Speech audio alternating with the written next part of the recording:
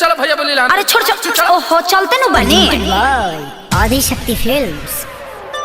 नकारी बरियारी जी तू रब पिचकारी जी के जाल फेकम रउआ के तन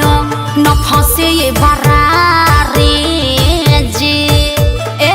महंगा पलहंगा न लटाए घाटा लग जाए भाव उचित बताए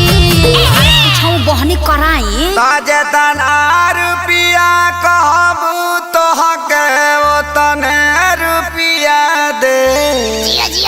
सुन साली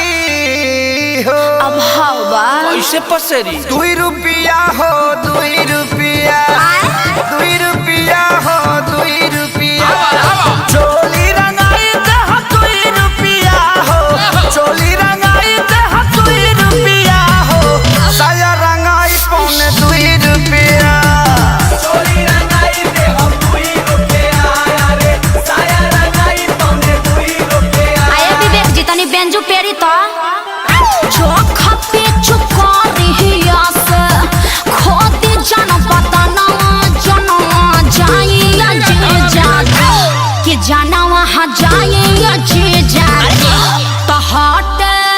दोसरा के धनवा जना वहाँ जाए जे जागे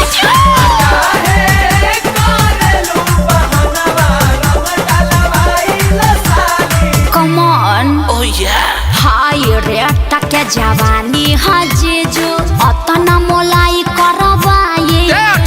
हजारा 2000 तक कुछ नइखे लाखों में हम